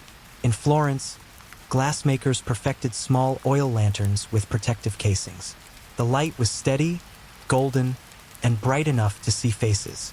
City councils installed these lamps along main streets. It was the beginning of public lighting, a quiet revolution against darkness. The lamps were few at first. Streets beyond the market or cathedral remained black. But the idea spread fast. A lit street meant safety, trade, and prestige. Merchants began sponsoring lamps outside their shops. Guilds funded lamps for their quarters. Churches hung lanterns by their doors to guide the lost.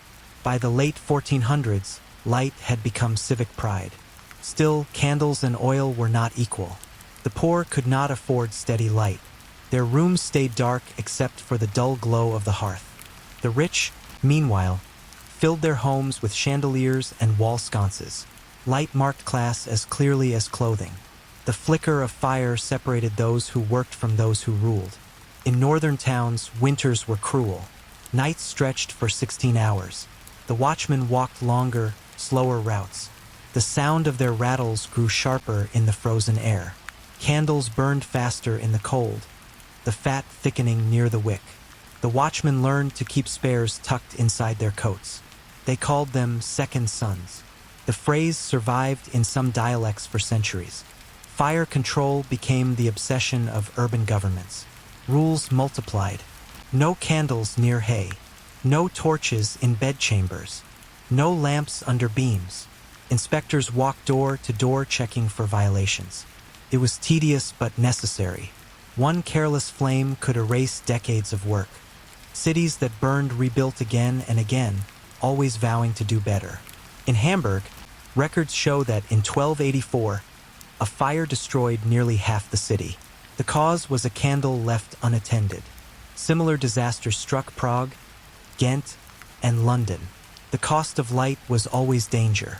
People respected flame the way sailors respected the sea. Useful, beautiful, and never trusted. By the 16th century, the rhythm of night was well established. The watchmen's steps were measured, their voices calm. In larger cities, they carried bells or horns to mark the passing hours.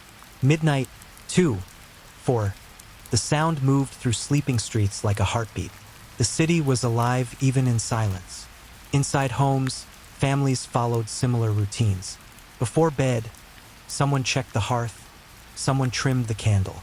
Wicks were pinched out with tongs, not blown out to avoid sparks. The smell of cooling tallow filled the air, a greasy sweetness that meant safety.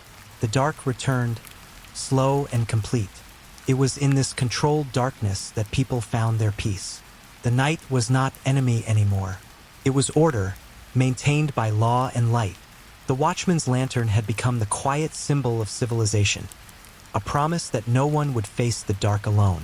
Still, the question lingered in the back of every city council's mind. Could the fragile human candle ever be replaced by something steadier, something that did not tire, sleep, or burn down the town? The question of steadier light began as a whisper among inventors, priests, and merchants. By the 17th century, cities were growing faster than the reach of any candle. Streets filled with wagons, watchmen, and noise. Trades stretched into the night. Markets stayed open later. People no longer accepted darkness as fate. They wanted the city to shine. It began in Paris. In 1667, King Louis XIV ordered 2,700 oil lamps to be installed across the capital. Each was suspended in glass and hung above the street by ropes. The lamps burned whale oil and were lit every evening by a team of lamplighters. For the first time in European history, a city glowed from one end to the other. Travelers called it the miracle of Paris.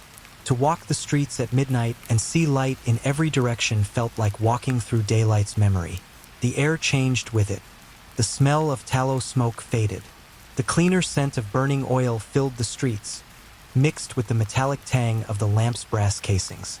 The sound of flint striking to ignite each wick became part of the evening rhythm. Every night at dusk, lamplighters climbed ladders, moving from post to post, their torches tracing lines of fire across the city. Light became law again. Curfews were relaxed. Crime dropped. Markets reopened at night. Cafes appeared, first in Paris, then in Amsterdam, then in London. The dark no longer meant fear. It meant leisure. Cities began to dream after sunset. But not everyone welcomed this change. The older generation found the bright nights unsettling. Priests warned that too much light tempted sin. Philosophers argued that perpetual brightness would dull imagination. In their view, darkness had its purpose. It made people humble, quiet, and aware of mystery. Yet progress could not be stopped. Once people saw light beyond the window, they wanted it inside their homes. Oil lamps evolved quickly. Designers improved airflow to reduce smoke. Reflectors of tin and silver amplified brightness. Lantern glass grew thinner, clearer. Wealthy families installed chandeliers that multiplied one flame into 20. The poor, who could not afford oil, still relied on tallow, but even that grew cheaper as production increased. Night was changing class by class. In England, the watchmen adapted. Their lanterns grew larger and brighter, fueled by whale oil instead of animal fat. The smell was still sharp, but the light reached farther. They no longer walked alone. They coordinated by clock towers and street patrols. The phrase "to watch the lamps" replaced "to guard the dark." Light had become the measure of safety. Then came the gas age. In 1807, London introduced the first gaslit street. A pipe system carried coal gas through underground lines to lamps that burned with steady blue flames. The first night it was lit, crowds gathered to watch the transformation. The streets that had known nothing but the flicker of candles for 1,000 years now shone steady and strong. The smell of the city changed again. Coal gas brought a faint odor of tar and iron. It was sharp but oddly comforting, the scent of machinery and modernity. Lamplighters no longer climbed with torches. They carried poles tipped with igniters. The city breathed in rhythm with its pipes. The light hissed softly, constant, alive. By the mid-19th century, night had been defeated. Streets across Europe and America glowed. Newspapers published evening editions. Factories ran around the clock. People stayed awake longer. The concept of night itself began to shift, from a time of rest to a time of opportunity. But something quiet was lost. The night watchmen disappeared. Their cries, "All's well," were no longer needed. Their candles, once symbols of safety, became relics. A few old men kept them as souvenirs, holding the stub of tallow like a memory of faith in fragile things. The city no longer needed courage to face the dark. It had conquered it with machines. Inside homes, people noticed the change most in silence. The hiss of gas, the glow of steady flame. There was no more flicker, no more mystery. Shadows no longer moved across walls. Children grew up without knowing the smell of tallow or the sound of a watchman's call. The night was bright, but it had forgotten its soul. By the late 19th century, electricity arrived. Its light was cold, clean, and odorless. It made even gas seem primitive. The first electric lamps burned brighter than any flame and could be controlled with a switch. No smoke, no wick, no watchman. Just light, perfect and instant. The work of centuries, the struggle to tame fire, to build safety out of flame, was reduced to a quiet click. Cities changed again. Darkness vanished completely in places. People stopped seeing stars. The air no longer smelled of smoke or oil. It smelled of nothing. Light had become pure but also distant. It no longer felt human. It belonged to wires and engines, not hands and breath. And yet, when storms cut power or lamps flicker in the wind, people still reach for candles. They still breathe that old scent of tallow or wax and feel calm. In that moment, the past returns. The watchman walks again through the street of memory, his light trembling but alive. It is strange to think that our ancestors once trusted their safety to a single flame. Stranger still that in all our brightness, we have never stopped missing that trembling light. The night watchman's candle is gone, but its warmth remains inside us. A reminder that civilization began not with endless light, but with the courage to carry one through the dark. The emperor's table, how banquets built ancient power. Before parliaments and printing presses, power was tasted, not written. Across empires, rulers proved their strength not only on battlefields but at tables. A feast was more than food. It was theater, law, and ceremony. Every dish, every scent, every seat told a story about who ruled and who obeyed. You are standing in the great hall of Persepolis, 5th century BCE. The Persian Empire stretches from India to Egypt. The air is warm, perfumed with roasted lamb, honey, and wine. Bronze braziers glow on marble floors. Servants in linen tunics move quietly, carrying trays of figs and flatbread. At the center, the king Darius sits elevated above all others. He does not eat yet. His presence alone decides when the meal begins. Banquets like this one were engines of empire. Food displayed control. The spices from India, the wheat from Mesopotamia, the wine from Phoenicia, all proved that the world itself served the throne. The scent of each dish announced a conquered region. The guests smelled submission before they tasted it. The logistics behind such meals were enormous. Royal kitchens were military in scale. Cooks, bakers, brewers, butchers, and water carriers worked in shifts. Ice was hauled from mountains to cool the wine. Fish arrived daily from the coast.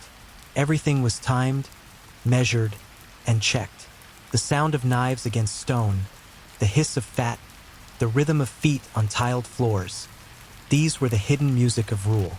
The Persians were not alone in this art. The Chinese emperors of the Han Dynasty mastered the feast as political theater.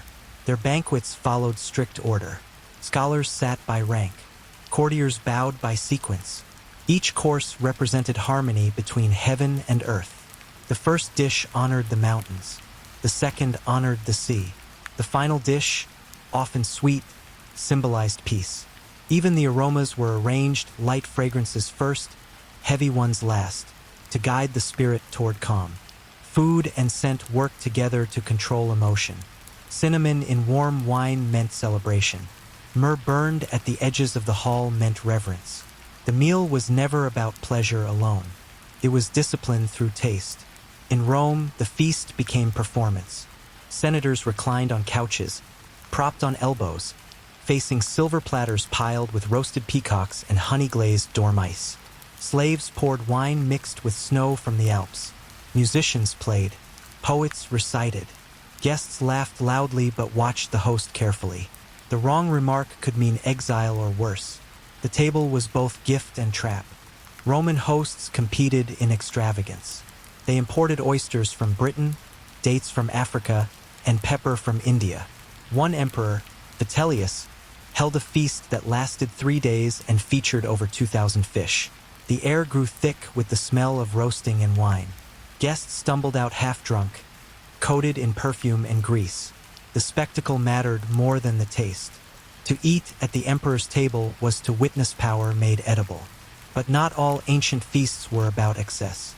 In Egypt, temple banquets served the gods before the people. Priests laid bread, meat, and fruit before statues of the divine, letting the aroma rise upward.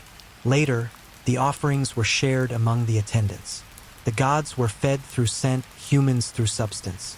The same ritual later shaped early Christian communion, where a simple meal carried eternal meaning. The poor watched these feasts from outside palace walls. They smelled what they could not have, the spice, the meat, the sweetness of dates. In cities, festivals offered brief equality. On certain days, temples opened their gates and handed out food to all. These were moments when the scent of cooking crossed social boundaries, when power shared its aroma with the crowd. Every civilization learned that food united people better than any decree. A banquet could calm rebellion, seal treaties, or display mercy. When Alexander the Great conquered Persia, he adopted Persian-style feasting to show continuity. When Augustus ruled Rome, he limited public banquets to appear modest and moral. Every ruler used food to define the moral flavor of his reign. Behind the luxury was exhaustion. Cooks worked sleepless nights. Servants inhaled smoke and steam for hours. Meat spoiled in heat. Fires burned out of control. To maintain an illusion of perfection, thousands labored unseen. The empire's scent of triumph was built on their sweat. You can imagine the moment before a royal feast began. The hall is silent. Torches hiss. The table stretches farther than you can see. Silver plates gleam under firelight. The air is thick with roasted meat and incense. Then, a single servant strikes a gong. The sound rolls through the hall. The emperor lifts his hand. The feast begins. Each guest watches what the ruler eats. Every bite is ritual. When the king takes wine, all drink. When he pauses, all fall silent. Even laughter waits for permission. To share the ruler's food was to share his fate. That bond between hunger, fear, and obedience held empires together. Over centuries, the form of the feast evolved, but its meaning never changed. In medieval courts, kings like Charlemagne and Henry II continued the tradition. The food was less exotic but just as symbolic. Boar, bread, and mead replaced peacock and myrrh, but the rules of hierarchy stayed intact. Where one sat at the table still defined worth. The smell of meat and wine filled the wooden halls of Europe. Candles flickered against stone. The old purpose of the feast, display, loyalty, control, remained unchanged. The table was still the throne made horizontal. But all empires that feast must eventually hunger. As trade shifted and religions changed, the rituals of eating would evolve again. And in one quiet corner of Europe, a new question began to rise. Could food serve not power, but people? The deeper you look into history, the clearer it becomes that food was never just survival. It was belief, When people ate together, they did more than fill their stomachs, they created meaning. Every civilization turned the act of eating into a mirror of its values. What began as tribute to kings soon became tribute to gods. The Egyptians understood this early. Inside their temples, food offerings were prepared with the precision of prayer. Bread was baked in geometric loaves. Beer was poured into polished jars. Meat was roasted slowly until its scent filled the chamber. Priests waved palm leaves to spread the aroma toward the statue of the god. They believed that the divine fed on smell, not flesh. Humans ate what was left, taking in the blessing secondhand. Every meal inside a temple was a silent reminder that existence was shared, between heaven and earth, between scent and hunger. The Greeks took this further. In their festivals, sacrifices were public. Oxen were burned on altars. The smoke rose into the sky, meant for the gods, while the people feasted on the meat below. Temples became kitchens. The air of Athens or Delphi often smelled of roasting fat and herbs during religious days. To be Greek was to eat in harmony with your gods. Each bite was half devotion, half celebration. Rome inherited this idea but made it political. State banquets doubled as religious offerings. The emperor dined not only as ruler but as divine representative. When he ate, the gods ate through him. The Senate attended not to debate but to watch the ritual of appetite.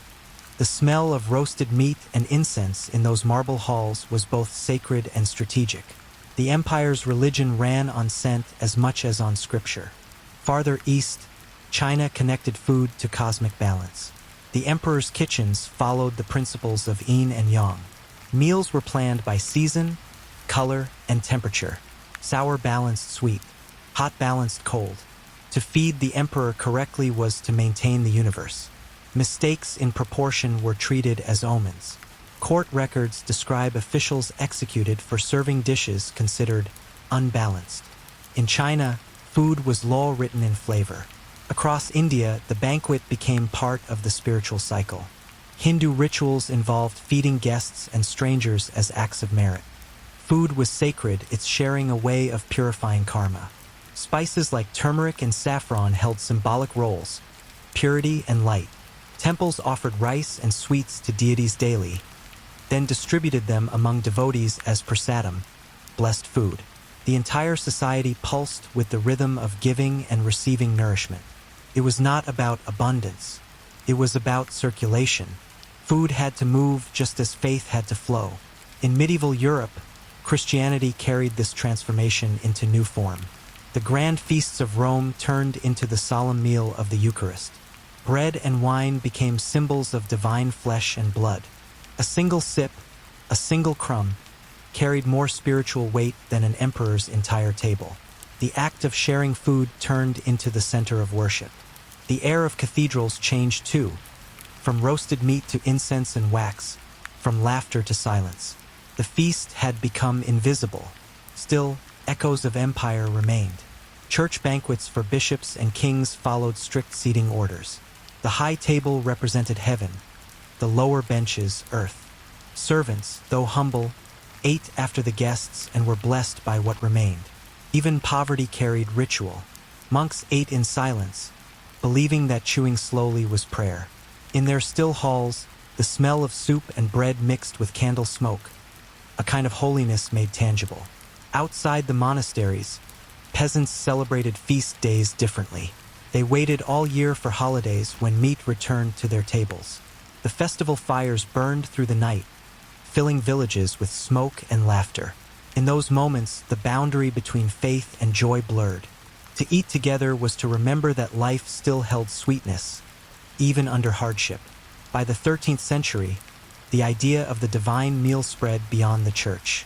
Guilds and towns began holding common feasts to mark prosperity. These meals, though secular, copied the rituals of religion, opening prayers, ordered seating, symbolic dishes. A roast pig might represent abundance. A round loaf might represent unity. The air of these gatherings smelled of both food and faith. People had learned that order at the table created order in life. But the greatest change was philosophical. Thinkers like Thomas Aquinas began to write that food connected all levels of being, the body, the soul, and the community. Eating well, he argued, was not sin but gratitude. The medieval table slowly turned from moral test to moral harmony. Moderation, not denial, became the goal. A man who wasted food offended God, but a man who appreciated it gave thanks. Still, the link between food and authority remained strong. Kings continued to host massive feasts on holy days, blending divine approval with political display. When a monarch invited nobles to dine, it was a command masked as courtesy. Refusing an invitation could mean rebellion. Accepting it meant surrender. The table had replaced the throne as the real center of power. In these halls, the smell of roasted meat mixed with incense and wine. The music softened the edges of hierarchy, but the rules were absolute. No one spoke before the king. No one reached for a dish out of order. Servants timed each course with precision. Each candle flame reflected the ruler's order back at him. The banquet was both sacred and strategic, a place where prayer met politics, where bread and obedience were served on the same plate. It was the continuation of an ancient idea, that whoever fed the people ruled them, and whoever ruled the feast ruled the world. Yet, as kingdoms grew wealthier and more divided, one question began to trouble the great halls of Europe. How long could the illusion of unity last when so many sat outside, hungry, watching the light of the feast from the dark? By the 15th century, the power of the feast was fading. Kings still dined in gold-lit halls, but their subjects were starving outside the gates. The contrast between plenty and hunger had grown too sharp. The scent of roasting meat that once symbolized glory now carried a different meaning. It was the smell of injustice. In France, the royal court of Versailles embodied this transformation. The palace kitchens were vast, staffed by hundreds of cooks. Whole herds of animals arrived daily. Spices came from Asia, sugar from the Caribbean, and wine from every region of France. The air inside the palace smelled like wealth, sweet, smoky, and endless. But beyond the gardens, peasants boiled roots and stale bread. The kingdom that once united through shared festivals had become divided by taste. Feasts, once a tool of loyalty, became proof of separation. The nobles dined on silver, the people starved on debt. The ancient logic of the emperor's table, that feeding others maintained order, was forgotten. The ritual of generosity turned inward. The table no longer ruled, it mocked. Records from the late 18th century describe banquets so excessive that the windows of Versailles had to stay open to vent the heat and scent. Hundreds of candles burned through the night. Roasted birds, pies, and pastries filled the air with sugar and grease. Perfume was sprayed to mask the smell of decay. While the nobility feasted, grain riots erupted across the countryside. Bread, once the sacred base of all meals, had become scarce. The smell of the king's kitchen and the stench of the poor's hunger became the same story told in two tones. Revolutionaries understood this symbolism. They attacked bakeries before palaces. They saw food not as comfort but as justice.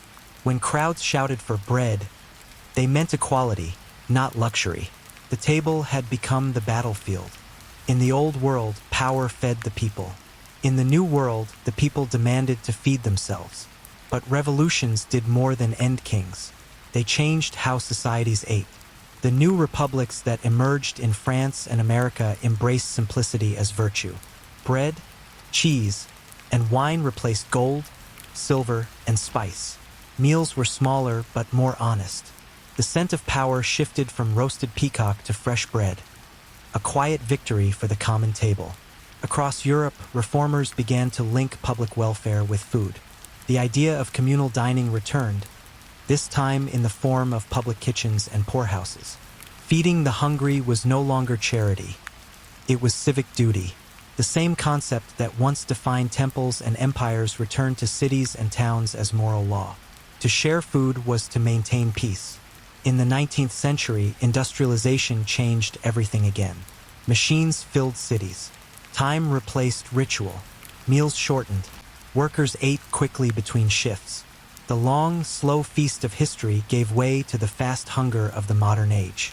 Kitchens moved from palaces to factories. Food became fuel. Still, the symbolism survived. Governments learned that hunger could destroy nations faster than war. Revolts in France, Russia, and China all began, in part, from empty stomachs. Bread remained the language of justice. Whenever people starved, leaders remembered the ghosts of the emperor's tables, the old lesson that power without nourishment collapses. By the 20th century, the idea of the feast had split in two. On one side, global elites revived grand banquets, now lit by electricity and scented with cigars and perfume. On the other, ordinary people found unity in humble gatherings. Family dinners, festivals, street food. The meaning of the table had returned to where it began, the connection between survival and belonging. Today, you can still see traces of those ancient halls in every dining table. The ritual of passing food, of waiting before eating, of speaking softly at meals. These are fragments of imperial discipline softened by time. Even the scent of roasted meat or warm bread carries memory. It reminds us of the first emperors, the first priests, the first shared meal that held civilization together. When you sit at a table now, you are part of that same unbroken chain. The food may come from supermarkets, not caravans. The candles may be electric, but the meaning remains.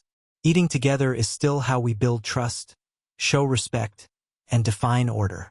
The empire of appetite never fell, it simply changed form. Somewhere, deep in human instinct, the emperor's table still stands. The hunger that once fueled kings now fuels nations.